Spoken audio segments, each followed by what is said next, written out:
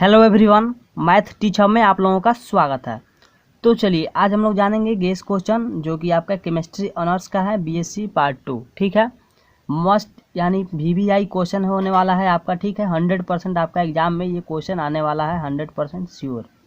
ठीक है, चलिए तो यहाँ पे इंस्ट्रक्शन जो होता है आपका यहाँ पे एग्जाम के लिए, वो इंस्ट्रक्शन क्या है यहाँ पे हम लोग देख लेते हैं। तो answer any 5 question selecting 2 from group A and 3 from group B. ठीक है, तो यहाँ पे इंस्ट्रक्शन जो है आपका, यहाँ पे एनी 5 क्वेश्चन का आपको एग्जाम देना है। ठीक है, आपको टोटल एग्जाम के अंदर आपको 9 क्वेश्चन पूछे जाते हैं। ठीक है, जिसमें से आपको टोटल 5 क्वेश्चन का आपको एग्जाम के अंदर आंसर देना है। ठीक है, चलिए और यहाँ पे सेलेक्टिंग 2 क्वेश्चन जो होना चाहिए आपके ग्रुप ए से होना चाहिए, और यहाँ पे 3 क्वेश्चन जो होना चाहिए आपके ग्रुप बी से होना चाहिए। ये आपका कंपल्सरी है। ठीक है, और आपका ऐसे आपको एग्ज़ाम देना है। ठीक है, चलिए अब यहाँ पे टोटल जो एग्ज़ाम होता है आपके 100 मार्क्स का होता है। ठीक है, जिसमें से आपको 25 मार्क्स का प्रैक्टिकल होता है और 75 मार्क्स का आपका थ्योरी होता है। ठीक है, तो ये आपका क्राइटेरिया रहा। ठीक है, तो चलिए अब यहाँ पे हम लोग देखेंगे पेपर 3 के लिए गेस क्वेश्चन आपको हम लोग देखेंगे। पेपर 3 में टोटल आपका 100 मार्क्स का एग्जाम होता है। ठीक है, तो चलिए अब यहाँ पे बिना टाइम नष्ट करते हुए हम लोग चलते हैं अपने क्वेश्चन पे। ठीक है, तो यहाँ पे सबसे पहले जो आपका एग्ज़ाम होता है 2 ग्रुप में बटा होता है आपका, ग्रुप ए और ग्रुप बी। तो 2 ग्रुप में बटा होता है टोटल एग्ज़ाम। तो आपका हम ग्रुप ए के लिए देखेंगे। तो देखिए ग्रुप ए के अंदर आपको फिजिकल पढ़ना होता है। फिजिकल का जो बुक होता है ग्रुप ए के अंदर आता है, जिसमें से टोटल आपको 4 क्वेश्चन एग्जाम के अंदर आपको ग्रुप ए से पूछे जाते हैं। ठीक है, जिसमें से आपका 4 क्वेश्चन में से आपको 2 क्वेश्चन का आंसर देना है। किसी भी 2 क्वेश्चन का आप आंसर दे सकते हैं।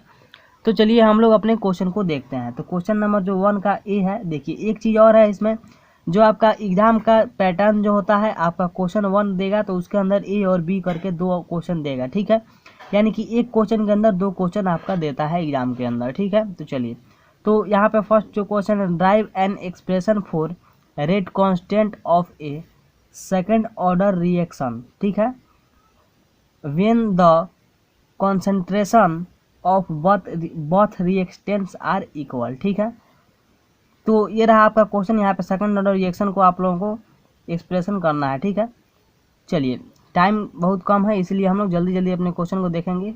हम नहीं चाहते हैं आपका टाइम को ज़्यादा यूटिलाइज करें, ज़्यादा हम नष्ट करें।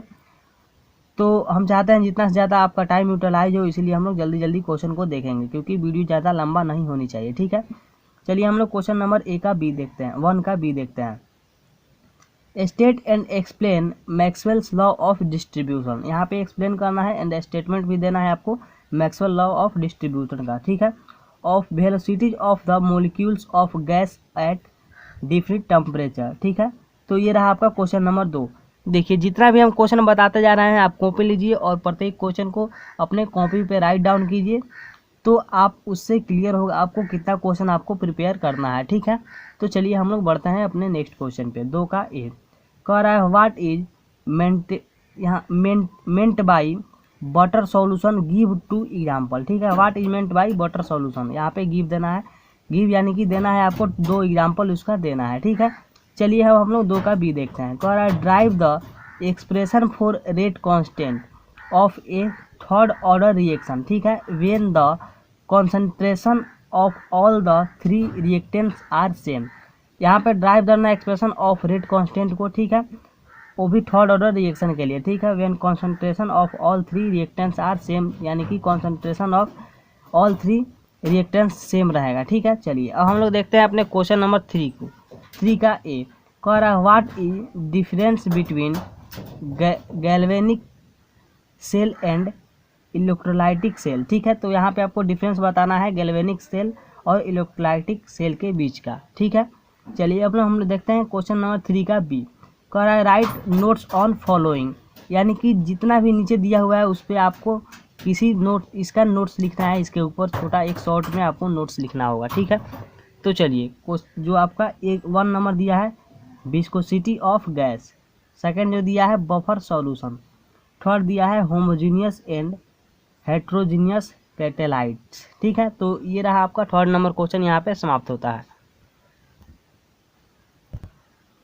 चलिए अब यहाँ पे हम लोग देखेंगे 4 नंबर क्वेश्चन को, ठीक है। 4 का ए कह रहा है व्हाट आर रिवर्सिबल सेल्स, यानी कि रिवर्सिबल सेल क्या है उसको आपको बताना है।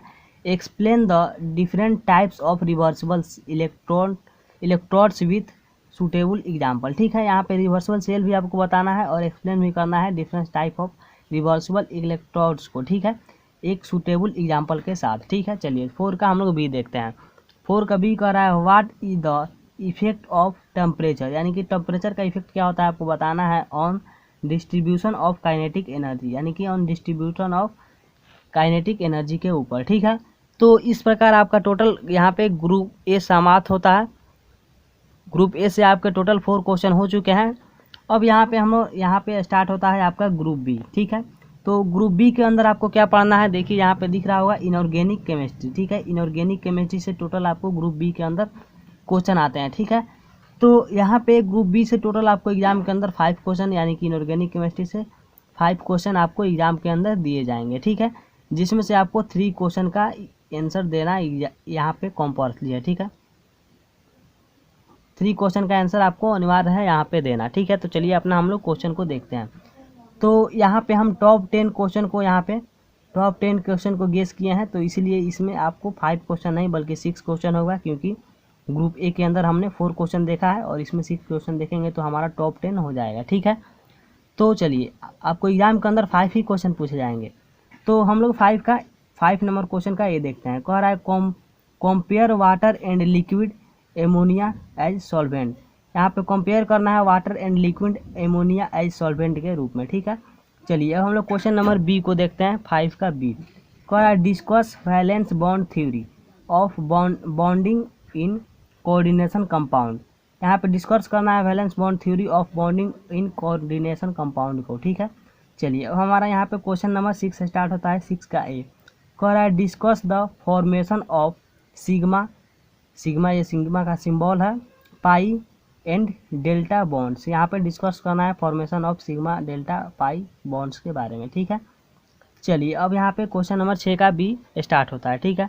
कह रहा है describe modern method for the preparation of fluorine, यहाँ पे प्रिपरेशन ऑफ फ्लोरीन का मॉडर्न यहाँ पे प्रिपरेशन आपको करना है, ठीक है।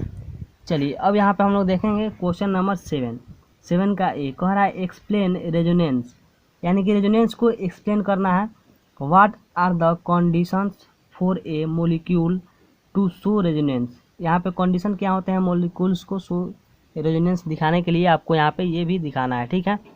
चलिए अब यहाँ पे हम देखेंगे क्वेश्चन नंबर 7 का बी कह रहा है what are the geometries and यहाँ पे hybridisations of xenon in the following compounds, ठीक है। यहाँ पे आपको जितना भी कंपाउंड यहाँ पे दिया हुआ है, ठीक है, इसका आप लोगों को हाइब्रिडाइजेशन ज्योमेट्रीज यहाँ पे आप लोगों को क्या होगा ये आपको बताना है, ठीक है। चलिए अब यहाँ पे हम लोग देखेंगे क्वेश्चन नंबर 8 का ए कह रहा है explain structural isomerism with suitable example, यहाँ पे स्ट्रक्चरल आइसोमरिज्म यहाँ पे आपको सूटेबल एग्जाम्पल के साथ आपको देना है, ठीक है। चलिए अब हम लोग देखते हैं 8 का बी कह रहा है why the BP of HF is higher than HCl, यहाँ पे वाई द बीपी यहाँ पे of HF is higher than होता है HCl से आपको यहाँ पे बताना है। तो इस प्रकार टोटल आपको 8 नंबर क्वेश्चन समाप्त होता है, ठीक है। चलिए अब यहाँ पे हम लोग देखेंगे 9 नंबर क्वेश्चन। 9 का ए कह रहा है व्हाट इज कैलेट, ठीक है, आपको यहाँ पे इसका आंसर देना होगा, ठीक है।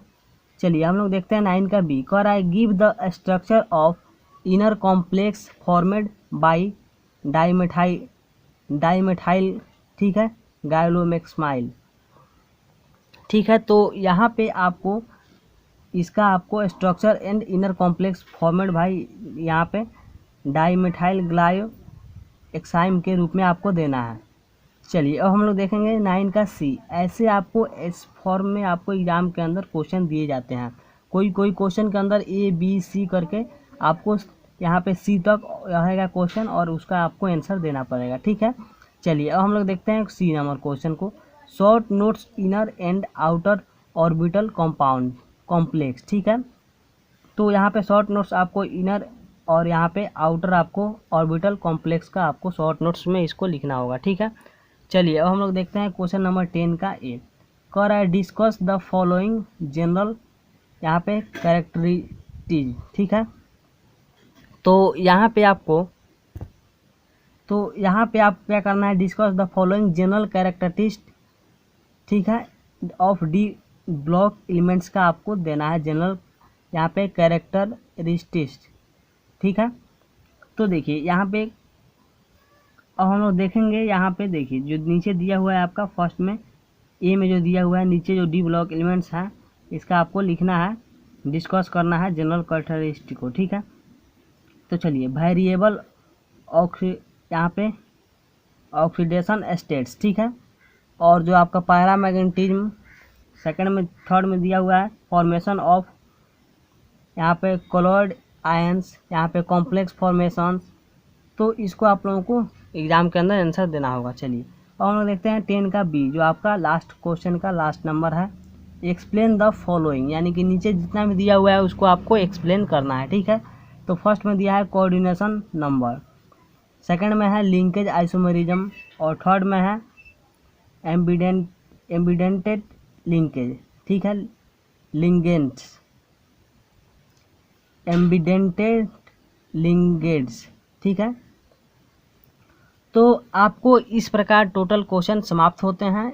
आपको 100% इससे आपको एग्जाम के अंदर क्वेश्चन आने वाला है, ठीक है। पहले आप इसको कॉपी पे राइट डाउन कीजिए, उसके बाद प्रत्येक क्वेश्चन को आप इसको क्लियर कीजिए। 100% इसमें से आपको एग्जाम के अंदर आएगा।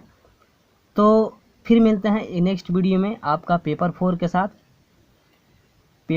साथ। ये आपका पेपर 3 का था। तो आपको अगर वीडियो हेल्पफुल लगे तो दिल से लाइक कीजिए, ठीक है। तब तक के लिए हमारे YouTube चैनल पर आने के लिए, वीडियो को देखने के लिए, प्यार से लाइक का बटन दबाने के लिए हृदय की गहराइयों से आपका प्रेम पूर्वक धन्यवाद।